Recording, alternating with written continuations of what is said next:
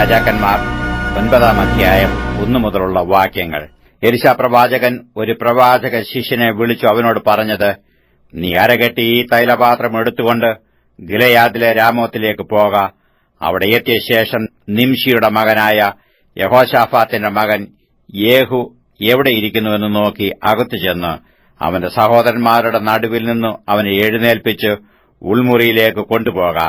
പിന്നെ തൈലപാത്രം എടുത്ത് അവന്റെ തലയിൽ ഒഴിച്ച്, ഞാൻ നിന്നെ ഇസ്രായേലിന് രാജാവായി അഭിഷേകം ചെയ്തിരിക്കുന്നു എന്ന് യഹോവ അരുളിച്ചെയ്യുന്നു എന്ന് പറഞ്ഞിട്ട് വാതിൽ തുറന്നു താമസിയാതെ ഓടിപ്പോരുക. അങ്ങനെ പ്രവാചകനായ ആ യൗവനക്കാരൻ ഗിലെയാദിലെ രാമോത്തിലേക്ക് പോയി.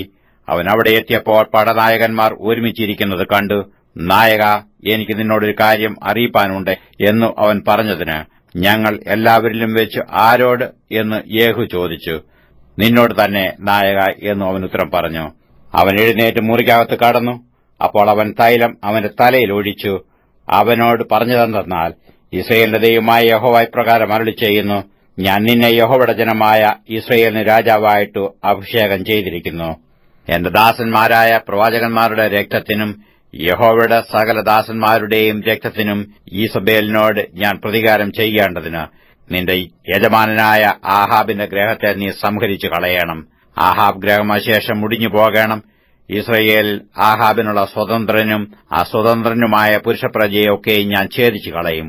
ഞാൻ ആഹാബ് ഗ്രഹത്തെ നെബാത്തിന്റെ മകനായ യൊരോബെയാമിന്റെ ഗ്രഹത്തെപ്പോലെയും അഹിയാവിന്റെ മകനായ ബേശയുടെ ഗ്രഹത്തെപ്പോലെയുമാക്കും. ഈസബേലിനെ ഇസ്രായേൽ പ്രദേശത്ത് വെച്ച് നായ്ക്കൾ തിന്നുകളയും.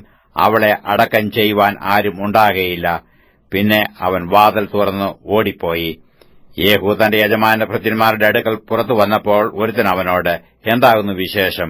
ആ ഭ്രാന്തൻ നിന്റെ അടുക്കൽ വന്നതെന്തിന് എന്ന് ചോദിച്ചു. അതിനു അവൻ അവരോട്, നിങ്ങൾ ആ പുരുഷനെയും അവൻ പറഞ്ഞ കാര്യത്തെയും അറിയുന്നുവല്ലോ എന്ന് പറഞ്ഞു. എന്നാറെ അവർ, അത് നേരല്ല, നീ ഞങ്ങളോട് പറയണമെന്ന് പറഞ്ഞതിന് അവൻ, ഞാൻ നിന്നെ ഇസ്രായേലിനെ രാജാവായിട്ട് അഭിഷേകം ചെയ്തിരിക്കുന്നുവെന്ന് യഹോവ അരുളിച്ചെയ്യുന്നു എന്നാദിയായി ഇന്നിന്ന കാര്യങ്ങൾ അവൻ എന്നോട് സംസാരിച്ചു എന്ന് പറഞ്ഞു. ഉടനെ അവർ ബന്ധപ്പെട്ട് ഓരോരുത്തൻ താൻ വസ്ത്രമെടുത്തു കോവേണിപ്പടികളിന്മേൽ അവന്റെ കാൽക്കൽ വിരിച്ചു കാഹളമൂതി, യേഹു രാജാവായി എന്ന് പറഞ്ഞു. അങ്ങനെ നിംഷിയുടെ മകനായ യഹോശാഫാത്തിന്റെ മകൻ യേഹു യോരാമിന് വിരോധമായി കൂട്ടുകെട്ടുണ്ടാക്കി. യോരാമും എല്ലാ ഇസ്രായേലും അരാം രാജാവായ ഹസായേൽ നിമിത്തം ഗിലെയാത്തിലെ രാമോത്തിനെ കാവലാക്കി സൂക്ഷിച്ചിരുന്നു. അരാം രാജാവായ ഹസായേലിനോടുള്ള യുദ്ധത്തിൽ അരാമ്യർ തനിക്ക് ഏൽപ്പിച്ച മുറിവുകൾക്ക് ഇസ്രയേലിൽ വെച്ച് ചികിത്സ ചെയ്യേണ്ടതിന് യോരാം രാജാവ് മടങ്ങിപ്പോന്നിരുന്നു. എന്നാൽ യേഹു, നിങ്ങൾക്ക് സമ്മതമെങ്കിൽ ഇസ്രയേലിൽ ചെന്ന് ഇത് അറിയിക്കേണ്ടതിനോ ആരും പട്ടണം വിട്ടുപോകാതെ സൂക്ഷിക്കണമെന്ന് പറഞ്ഞു. അങ്ങനെ യേഹു രഥം കയറി ഇസ്രയേലിലേക്ക് പോയി. യോരാം അവിടെ കിടക്കുകയായിരുന്നു. യോരാമിനെ കാൺമാൻ യഹൂദ രാജാവായ അഹസ്യാവും അവിടെ വന്നിരുന്നു. ഇസ്രയേലിലെ ഗോപുരമുകളിൽ ഒരു കാവൽക്കാരൻ നിന്നിരുന്നു. അവൻ യേഹുവിന്റെ കൂട്ടം വരുന്നത് കണ്ടിട്ട്, ഞാനൊരു കൂട്ടത്തെ കാണുന്നുവെന്ന് പറഞ്ഞു. അപ്പോൾ യോരാം, നീ ഒരു കുതിരച്ചേവനെ വിളിച്ച് അവരുടെ നേരെ അയക്കണം. അവൻ ചെന്ന് സമാധാനമോ എന്ന് ചോദിക്കട്ടെ എന്ന് കൽപ്പിച്ചു. അങ്ങനെ ഒരുത്തൻ കുതിരപ്പുറത്ത് കയറി അവനെ എതിരേറ്റ് ചെന്ന് സമാധാനമോ എന്ന് രാജാവ് ചോദിക്കുന്നുവെന്ന് പറഞ്ഞു. സമാധാനം കൊണ്ട് നിനക്കെന്ത് കാര്യം? തിരിഞ്ഞു എന്റെ പുറകിൽ വരിക എന്ന് യേഹു പറഞ്ഞു. അപ്പോൾ കാവൽക്കാരൻ ദൂതൻ അവരുടെ അടുക്കലോളം ചെന്നിട്ട് മടങ്ങി വരുന്നില്ല എന്ന് അറിയിച്ചു. അവൻ മറ്റൊരുത്തിനെ കുതിരപ്പുറത്ത് അയച്ചു. അവനും അവരുടെ അടുക്കൽ ചെന്നു. സമാധാനമോ എന്ന് രാജാവ് ചോദിക്കുന്നുവെന്ന് പറഞ്ഞു. സമാധാനം കൊണ്ട് നിനക്കെന്ത് കാര്യം? തിരിഞ്ഞ് എന്റെ പുറകിൽ വരിക എന്ന് യേഹു പറഞ്ഞു. അപ്പോൾ കാവൽക്കാരൻ അവനും അവരുടെ അടുക്കലോളം ചെന്നിട്ട് മടങ്ങി വരുന്നില്ല. ആ ഓടിക്കുന്നത് നിംഷിയുടെ മകനായ യേഹു ഓടിക്കുന്നത് പോലെ ഇരിക്കുന്നു. ഭ്രാന്തനെ പോലെയല്ലോ അവൻ ഓടിച്ചു വരുന്നത് എന്ന് പറഞ്ഞു. ഉടനെ യോരാം രഥം പൂട്ടുക എന്ന് കൽപ്പിച്ചു. രഥം പൂട്ടിയ ശേഷം ഇസ്രായേൽ രാജാവായ യോരാമും യഹൂദ രാജാവായ അഹസ്യാവും താൻ രഥത്തിൽ കയറി യേഹുവിന്റെ നേരെ പുറപ്പെട്ടു. ഇസ്രായേലിനായ നാബോത്തിന്റെ നിലത്തിങ്കൽ വെച്ചു അവനെ എതിരേറ്റു. യേഹുവിനെ കണ്ടപ്പോൾ യോരാം, യേഹുവേ, സമാധാനമോ എന്ന് ചോദിച്ചു. അതിന് യേഹു, നിന്റെ അമ്മയായ ഈസബേലിന്റെ പരസംഗവും ക്ഷുദ്രവും ഇത്ര അധികമായിരിക്കുന്നിടത്തോളം എന്ത് സമാധാനമെന്ന് പറഞ്ഞു. അപ്പോൾ യോഥാം രഥം തിരിച്ചു ഓടിച്ചുകൊണ്ട് അഹസ്യാവോട്, അഹസ്യാവേ, ഇത് ദ്രോഹമെന്ന് പറഞ്ഞു. യേഹു വില്ലുകുലച്ച് യോരാമിനെ ഭുജങ്ങളുടെ നടുവെ എയ്തു. അമ്പ് അവന്റെ ഹൃദയം തുളച്ച് മറുപുറം കടന്നു. അവൻ രഥത്തിൽ ചുരുണ്ടു വീണു. യേഹൂ തന്റെ പടനായകനായ ബിദ്കാരോട് പറഞ്ഞത്, അവനെ എടുത്ത് ഇസ്രയേലിനായ നാബോത്തിന്റെ നിലത്തിൽ എറിഞ്ഞു കളക.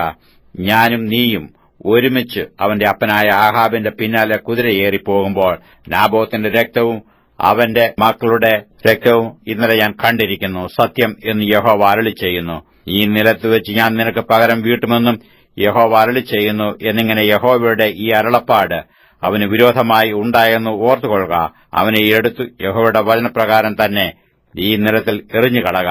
യഹൂദ രാജാവായ അഹസ്യാവ് ഇത് കണ്ടിട്ട് ഉദ്യാനഗ്രഹത്തിന്റെ വഴിയായി ഓടിപ്പോയി.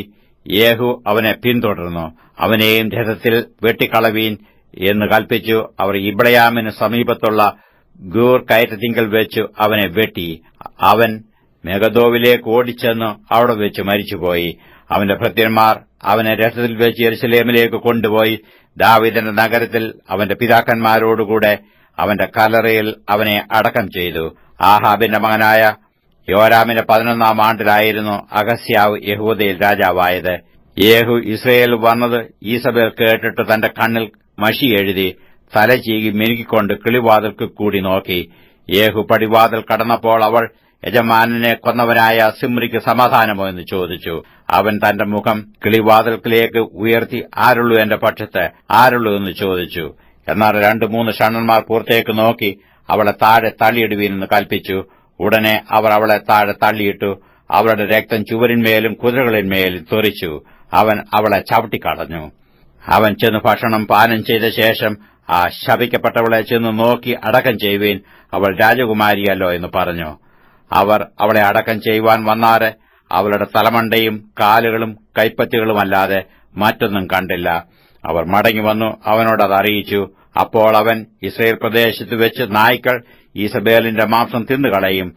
അത് ഈസബേൽ എന്ന് പറവാൻ കഴിയാതെ വണ്ണം ഈസബേലിന്റെ പിണം ഇസ്രയേൽ പ്രദേശത്ത് വയലിലെ ചാണകം പോലെയാകുമെന്നിങ്ങനെ യഹോവ തിശ്ബ്യനായ ഏലിയാവ് എന്ന തന്റെ ദാസൻ മുഖാന്തരം അരുളി ചെയ്ത വചനം തന്നെ ഇത് എന്ന് പറഞ്ഞു.